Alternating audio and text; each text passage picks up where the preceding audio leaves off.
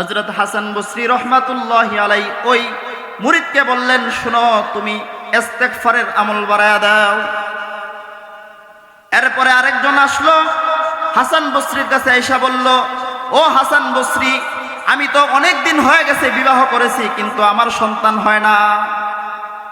আল্লাহর ওলি হাসান বসরির কাছে ওই বান্দা এসে বলল, ও হাসান বসরি, এমন একটা আমলের কথা বলে দেন যে আমল করলে পরে আল্লাহ তাআলা আমাকে সন্তানের বাবা বানায়া দিবেন।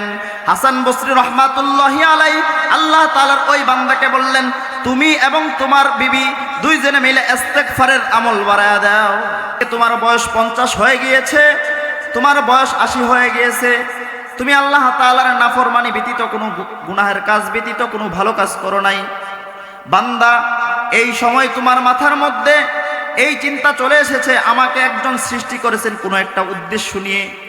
এই উদ্দেশ্যের কথা যখন তোমার স্মরণ হয়ে যায়, তোমার যখন মনে পড়ে যায়, ওই সময় গুনাহ করার পরে 70 বছর বয়সে, 50 বছর বয়সে বান্দা যখন তুমি আমি আল্লাহ তাআলার কাছে মাফ চাবে, আমি আল্লাহ তাআলা তোমার সমস্ত গুনাহ মাফ করে দিব।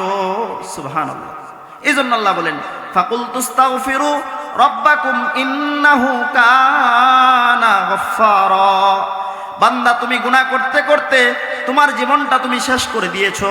70 বছরের হায়াত তুমি 60 বছর পার করে দিয়েছো, 50 বছর তুমি পার করে দিয়েছো। এরপরেও বান্দা, তুমি যদি আমার কুদরতি পায়ে একটা বার সেজদা দিয়ে আমার কাছে মাফ চাও, আমি আল্লাহ তাআলা তোমার সমস্ত গুনাহ মাফ করে দিব। সুবহানাল্লাহ। আরে ভাই, দুনিয়ার মানুষের নিয়ম হলো মানুষ অপরাধীদেরকে খুঁজে কেন? অপরাধীকে শাস্তি দেওয়ার জন্য, ঠিক কি না? আরে মানুষ যদি অপরাধ করে, ওই অপরাধের জন্য মানুষ তাকে খুঁজে শাস্তি দেওয়ার জন্য। কিন্তু আমার আপনার মালিক হলেন এমন এক মালিক, যেই মালিক অপরাধীদেরকে তিনিও খুঁজেন। কেন খুঁজেন? যাতে করে বান্দা যখন অপরাধ করার পরে ওই আল্লাহ তাআলা ওই অপরাধীদেরকে খুঁজেন, ওই অপরাধীদের অপরাধ মাফ করে দেওয়ার জন্য। সুবহানাল্লাহ। দেখছেন? আরে দুনিয়ার মানুষের নিয়ম হলো অপরাধীদেরকে খুঁজে শাস্তি দেওয়ার জন্য, আর আল্লাহ হলেন এমন মালিক, যেই মালিক অপরাধীদেরকে খুঁজে কেন? গুনাহ মাফ করে দেওয়ার জন্য। তাহলে এক নম্বর যে বিষয়টা এখানে বলা হলো, আল্লাহ তাআলা বলেছেন ইস্তেগফারের কথা। গুনাহ করতেছি, গুনাহ আমার জীবন আমি গুনার মধ্যে কাটিয়ে দিছি, এখন আমার গুনাহ মাফ হবে কিভাবে? এর মধ্যে এক নাম্বার কাজ হলো আমি যদি ইস্তেগফার করতে পারি। কয়েকটা কথা বলবো, মনোযোগ দিয়ে শুনতে হবে। যে এক নাম্বার কাজ হলো আমি গুনাহ করেছি, আপনার প্রত্যেকেই গুনাহগার, গুনাহ ছাড়া কেউ না। এখন আমার আপনার এই গুনাহটাকে মাফ করব কিভাবে? এর মধ্যে এক নাম্বার আল্লাহ তাআলা বলেছেন, ফাকুলতুস্তাগফিরু রব্বাকুম, তোমরা তোমাদের রবের কাছে ইস্তেগফার করো, মাফ চাও, ইন্নাহু কানা গফফারা, আর তোমাদের রব হলো ক্ষমাশীল। দুনিয়ার মানুষ একবার দুইবার অপরাধ করার পরেও যখন মাফ চায়, মানুষ মাফ করে না, রাগান্বিত হয়ে যায়। কিন্তু আল্লাহ হলেন এমন মালিক, যেই মালিকের কাছে যতবারই আপনি অপরাধ করেন না কেন, যদি আপনি রবের কাছে মাফ চান, ওই রব আপনাকে মাফ করে দেন। সুবহানাল্লাহ। দুনিয়ার মানুষের কাছে মাফ একবার দুইবার তিনবার চারবার পাঁচবার 10 বারের সময় আপনি আরো বাড়ায় দেন, এরপরে গিয়ে রাগান্বিত হয়ে যাবে। কিন্তু আল্লাহ হলেন এমন মালিক, যেই মালিকের কাছে চাইলে খুশি, না চাইলে বেজার। আর দুনিয়ার মানুষের কাছে একবার দুইবার তিনবার চারবার আপনি চান, এরপরে মানুষটা বেজার হয়ে যায়। এই জন্য সম্মানিত হাজিরিন, আমার আলোচ্য আয়াতের মধ্যে আল্লাহ তাআলা কয়েকটা কথার কথা বলেছেন, কয়েকটা বিষয় বলেছেন। ইস্তেগফার করলে কয়েকটা ফায়দা আমার আপনার হবে। ইস্তেগফার করলে কয়েকটা ফায়দা হবে। আমাদের পূর্বের জামানার তাবিঈনদের মধ্যে একজন বুজুর্গ হযরত হাসান বসরি রহমাতুল্লাহি আলাইহি, ওনার কাছে ওনার এক মুরিদ আসছে, আয়েশা বলতেছে, হে আল্লাহর ওলি হাসান বসরি, আমি যেই দেশের মধ্যে থাকি, আমি যেই সমাজের মধ্যে থাকি, ওই সমাজের মধ্যে থেকে ওই দেশের মধ্যে বৃষ্টি হয় না। এখন কি এমন একটা আমল আপনি আমাকে বলে দেন, যে আমল করলে আল্লাহ তাআলা আসমান থেকে বৃষ্টি দান করবেন। আল্লাহর ওলি হাসান বসরি রহমাতুল্লাহি আলাইহি তার ওই মুরিদকে জানায়া দিলেন, তুমি ইস্তেগফারের আমল বাড়ায়া দাও। তুমি কি করো? ইস্তেগফারের আমল বাড়ায়া দাও, আস্তাগফিরুল্লাহর আমল বাড়ায়া দাও। এরপরে মুরিদ ওনার কাছে আসলো যে হে হাসান বসরি, আমার তো সংসারের মধ্যে, আমার পরিবারের মধ্যে অভাব অনাটন শেষ হয় না। আমাদের অভাব অনাটন আছে না নাই? আছে সবাই। যার টাকা বেশি আছে তার আরো প্রয়োজন, যার কিছু নাই প্রত্যেকেরই আমাদের প্রয়োজন, প্রয়োজন প্রয়োজন ছাড়া কেউ নাই। তো আল্লাহ তাআলার ওই বান্দা হাসান বসরিকে বলল, হে আল্লাহর ওলি, আমার পরিবারের মধ্যে অভাব অনাটন লেগেই থাকে, আমাকে এমন একটা আমল বাতায়া দেন যে আমল করলে আল্লাহ তাআলা আমার পরিবার থেকে, আমার উপর থেকে অভাব অনাটন দূর করে দিবেন। হযরত হাসান বসরি রহমাতুল্লাহি আলাইহি ওই মুরিদকে বললেন, শুনো, তুমি ইস্তেগফারের আমল বাড়ায়া দাও। এরপরে আরেকজন আসলো, হাসান বসরির কাছে এসে বলল, ও হাসান বসরি, আমি তো অনেক দিন হয়ে গেছে বিবাহ করেছি, কিন্তু আমার সন্তান হয় না। আল্লাহর ওলি হাসান বসরির কাছে ওই বান্দা এসে বলল, ও হাসান বসরি, এমন একটা আমলের কথা বলে দেন যে আমল করলে পরে আল্লাহ তাআলা আমাকে সন্তানের বাবা বানায়া দিবেন। হাসান বসরি রহমাতুল্লাহি আলাইহি আল্লাহ তাআলার ওই বান্দাকে বললেন, তুমি এবং তোমার বিবি দুইজনে মিলে ইস্তেগফারের আমল বাড়ায়া দাও, ইস্তেগফারের আমল বাড়ায়া। এরপরে আরেকজন আসলো, আয়েশা বলতেছে, ও হাসান বসরি, আমার জমিনের মধ্যে আল্লাহ তাআলা বৃষ্টি না আসার কারণে আমার জমিন নষ্ট হয়ে যাইতেছে, ফসল মরে যাইতেছে। গত বছর বা কয়েক বছর আগে দেখছেন তো বৃষ্টির জন্য মানুষ কেমন হাহাকার করছে, দেখছেন তো। হাসান বসরি রহমাতুল্লাহি আলাইহি বলতেছেন, ওই বান্দাকে, ওই লোকটাকে বলতেছে, আল্লাহর বান্দা শোনো, তুমি ইস্তেগফারের আমল বাড়ায়া দাও। সুবহানাল্লাহ। দেখছেন, লোক আসলো কয়েক প্রকারের। হযরত হাসান বসরি রহমাতুল্লাহি আলাইহি সকলকে বলতেছেন ইস্তেগফার করো। তো ওনার মজলিসের মধ্যে যে সমস্ত লোকেরা ছিল, ওনার মুরিদরা সবাই আয়েশা বলতো, ও আল্লাহর ওলি হাসান বসরি, কয়েকজন মানুষ আসলো আপনার কাছে, সমস্যা অনেকগুলা, কয়েক প্রকারের সমস্যা নিয়ে আসলো, কিন্তু আপনি ঔষধ হিসেবে একটাই দিলেন, ইস্তেগফার। সুবহানাল্লাহ। হাসান বসরি রহমাতুল্লাহি আলাইহি বলে, আরে মানুষের মধ্যে এটা আমার কোনো কথা না, এই যে আমি ইস্তেগফারের আমলের কথা বললাম, এটা আমার কথা না, এটা স্বয়ং আল্লাহ তাআলা কুরআনের মধ্যে বলছে। সুবহানাল্লাহ। আল্লাহ তাআলা কুরআনের মধ্যে বলছে। হাসান বসরি বলেন, আরে দুনিয়ার মধ্যে এমন কোনো সমস্যা নাই যেই সমস্যার সমাধান আল্লাহ তাআলার কুরআনের মধ্যে নাই। সুবহানাল্লাহ বলি, সুবহানাল্লাহ। আজকে আমরা দুনিয়ার মানুষ সমস্যায় পড়লে এদিক সেদিক দৌড়াই, অথচ আল্লাহ তাআলা সব কিছুর সমাধান কুরআনের মধ্যে রেখে দিয়েছেন। তাহলে ভাই, সমাধান যদি খুঁজতে চাই আল্লাহ তাআলার কুরআনে ফিরে আসতে হবে।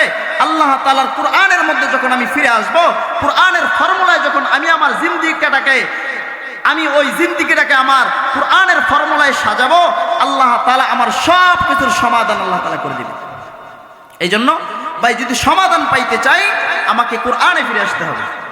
এই জন্য তো কবি বলেন, সমাধান চাও যদি জীবনে মরণে, ফিরে যাও খুঁজে নাও চোখ রাখো কোরআনে। ঠিক কি না? সমাধান চাও যদি জীবনে মরণে, ফিরে যাও খুঁজে নাও চোখ রাখো কোরআনে। এই জন্য ভাই, সমাধান যদি চাই কোরআনের মধ্যে ফিরে আসতে হবে। এ বাণী সকলের নয় শুধু মুমিনের, যারা ইনবে চলে ফল পাবে কোরআনে। এজন্য ভাই, কোরআনের মধ্যে যখন আমি আপনি ফিরে আসব, আল্লাহ তাআলা আমার আপনার সব কিছুর সমাধান আল্লাহ পাকের কোরআনের মধ্যে রাখছেন। ওই যে হাসান বসরি রহমাতুল্লাহি আলাইহি বললেন যে সব কিছুর সমাধান ইস্তেগফারের মাধ্যমে, আল্লাহ তাআলা শুধু এই কথা হাসান বসরি বলেন, এটা আমার কথা না, স্বয়ং আল্লাহ তাআলা সূরাতুন নূহের মধ্যে এই কথাগুলোই বলছেন। ফাকুলতু আস্তাগফিরু রাব্বাকুম ইন্নাহু কানা গফফারা। ইস্তেগফারের আমল যদি বান্দা তুমি বাড়ায়া দাও, আল্লাহ তাআলা এক নাম্বার তোমাকে তোমার সমস্ত গুনাহ খাতাগুলোকে ক্ষমা করে দিবেন। সুবহানাল্লাহ। এরপর আল্লাহ তাআলা বলতেছেন, ইউরসিলিস সামাআ আলাইকুম মিদরারা। আল্লাহ তাআলা বলতেছেন, ইউরসিলিস সামাআ আলাইকুম মিদরারা। বান্দা তুমি যদি ইস্তেগফারের আমল বাড়ায় দিতে পারো, ইস্তেগফারকে যদি তোমার জীবনের মধ্যে তুমি লাজিম বানায় নিতে পারো, 2 নাম্বার পুরস্কার আল্লাহ তাআলা তোমাকে দিবেন যে আসমান থেকে তোমার জন্য আল্লাহ তাআলা রহমতের বৃষ্টি নাজিল করবেন। সুবহানাল্লাহ। ইউরসিলিস সামাআ আলাইকুম মিদরারা ওয়া ইউমদিদুকুম বিআমওয়াল। বান্দা তুমি অভাবের মধ্যে আছো, তুমি ইস্তেগফারের আমল বাড়ায় দাও। আল্লাহ তাআলা বলেন, আল্লাহ তাআলা এই ইস্তেগফারের কারণে তোমার মাল সম্পদের মধ্যে আল্লাহ তাআলা তারাক্কি দান করবেন। এরপরে আল্লাহ তাআলা বলেন ওয়ায়ুমদিদুকুম আমওয়ালি ওয়া বানিন। এরপর আল্লাহ পাক রব্বুল আলামিন বলে, যেই বান্দার সন্তান নাই, যেই বাবার সন্তান নাই, যেই মায়ের সন্তান নাই, ওই মা বাবা যদি ইস্তেগফারকে নিজের জীবনে লাজেম বানায় নিতে পারে, আল্লাহ তাআলা এই ইস্তেগফারের ফজিলতের কারণে, এই ইস্তেগফারের আমল তার জীবনের মধ্যে বাস্তবায়ন করার কারণে আল্লাহ তাআলা তাকে সন্তান দান করবেন, সন্তান। সুবহানাল্লাহ। তাহলে দেখছেন যে হাসান বসরি রহমাতুল্লাহ আলাইহি বললেন যে এটা আমার কোনো কথা না, ইস্তেগফারকে যদি তোমার জীবনের মধ্যে তুমি লাজেম বানায় নিতে পারো, আল্লাহ তাআলা এই পুরস্কারগুলো তোমাকে দিবেন। সুবহানাল্লাহ। তাহলে ভাই ইস্তেগফারকে আমাদের জীবনে লাজেম বানানোর দরকার আছে না নাই? ইস্তেগফার এমন কোনো বড় কষ্টকর কোনো আমল না যেটা আপনাকে মসজিদে গিয়ে করতে হবে, এমন কোনো আমল না যেটা আপনার ওযু করে করতে হবে। আপনি রাস্তাঘাটে হাঁটতেছেন, কোনো কাজ নাই, আপনি হাঁটতে হাঁটতে পড়তে থাকেন আস্তাগফিরুল্লাহ আস্তাগফিরুল্লাহ। এরপরে আপনি কাজ করতেছেন, আপনি বলেন আস্তাগফিরুল্লাহ। আপনি কৃষি কাজ করতেছেন, বলেন আস্তাগফিরুল্লাহ। মা বোনেরা বাড়ির মধ্যে রান্না করতেছে, মা তুমি বলো আস্তাগফিরুল্লাহ আস্তাগফিরুল্লাহ ওয়া আতুবু ইলাইহি। যদি কোনো বান্দা, আল্লাহ রাসূল সাল্লাল্লাহু আলাইহি ওয়াসাল্লাম বলেন মাল্লাজিমাল ইস্তিগফার জাআলাল্লাহু লাহু মিন কুল্লি যিকিম মাখরাজা ওয়া মিন কুল্লি হাম্মিন ফারাজা ওয়া রাযাকাহু মিন হাইসু লা ইয়াহতাসিব। আল্লাহ রাসূল জানায় দিলেন, উম্মত যদি তোমার জীবনের মধ্যে তুমি ইস্তিগফারকে লাজেম বানায় নিতে পারো, আল্লাহ তাআলা তোমার 3 প্রকারের পুরস্কারে পুরস্কৃত করবেন। সর্বশেষ যেই পুরস্কারটার কথা আল্লাহ রাসূল বলেছেন, বান্দা আল্লাহ তোমাকে এমন জায়গা থেকে ওয়া রাযাকাহু মিন হাইসু লা ইয়াহতাসিব, আল্লাহ তাআলা তোমাকে এমন জায়গা থেকে রিজিকের ব্যবস্থা করবেন যেই রিজিকের কথা তুমি কখনো চিন্তাও করো নাই। সুবহানাল্লাহ। এমন জায়গা থেকে আপনার রিজিকের ব্যবস্থা হবে আপনি কখনো কল্পনাও করেন নাই যে এইখান থেকে আমার রিজিকের ব্যবস্থা হবে। সুবহানাল্লাহ। এমন হয় কি না মাঝে মাঝে? আমি চিন্তাও করি নাই এই জায়গা থেকে আমার টাকা আসবে, কিন্তু আল্লাহ তাআলা ব্যবস্থা করে। এজন্য ভাই আমরা মনে করি যারা গুনাহগার, যারা গুনার কাজ করে তারাই মনে হয় ইস্তেগফার করবে। আমাদের ধারণা এটা, তওবা করবে ইস্তেগফার করবে তো তারা যারা গুনার কাজ করে, এমন তো আমাদের বিশ্বাস। এমন না। আল্লাহ রাসূল সাল্লাল্লাহু আলাইহি সাল্লামের জীবনে কোনো গুনাহ ছিল বলেন? গুনাহ ছিল? আর আল্লাহ রাসূল সাল্লাল্লাহু আলাইহি সাল্লাম বুখারী শরীফের হাদিসের মধ্যে বলেন, আল্লাহি ইন্নী লা আস্তাগফিরুল্লাহ ফিল ইয়াউমি আকসারা মিন ৭০ মাররা। আল্লাহ রাসূল বলেন, আরেক হাদিসের মধ্যে আসছে, আল্লাহ রাসূল বলেন, এই হাদিসের মধ্যে আসছে যে আল্লাহ রাসূল বলেন, আমি প্রতিদিন আমি ৭০ বারের চাইতেও বেশি ইস্তেগফার এবং তওবা করি। সুবহানাল্লাহ। আরেক হাদিসের মধ্যে আছে আল্লাহ রাসূল প্রতিদিন ১০০ বার তওবা ইস্তেগফার করেন। সুবহানাল্লাহ। তাহলে আমরা তো প্রত্যেকেই গুনাহগার। এই জন্য আমরা যারা গুনাহগার, অনেকেই গুনাহ মনে করেন আপনি গুনার কাজ করেন না, আল্লাহ রাসূল জীবনে গুনার কাজ করেন নাই, এরপরেও আল্লাহ রাসূল প্রত্যেকদিন ৭০ বারের চাইতেও বেশি ইস্তেগফার তওবা করতেন। আমার আপনার তওবার দরকার আছে না নাই? এজন্য ভাই আমরা প্রত্যেকেই গুনাহগার। আজকে থেকে এই মাহফিল থেকে একটা আমল শিখে নিয়ে যান। এই একটা আমল যদি আপনি বাস্তবায়ন করতে পারেন, আজকের এই মাহফিল আপনার জন্য, মাহফিল কর্তৃপক্ষের জন্য, বক্তা শ্রোতা প্রত্যেকের এই একটা আলোচনা, একটা আমল যদি আপনি করতে পারেন, এটাই আমার আপনার নাজাতের জরিয়া হয়ে যাবে। সুবহানাল্লাহ। এই জন্য ভাই আজকে থেকে, আমি ছোট মানুষ কিন্তু একটা আমল দিলাম, এটা আমার কথা না, আল্লাহ এবং আল্লাহ রসুলের কথা। আপনি প্রতিদিন এই আমলটা করেন, আল্লাহ তাআলা এই একটা আমলের কারণে আপনাকে জান্নাত দিয়ে দিবে। সুবহানাল্লাহ।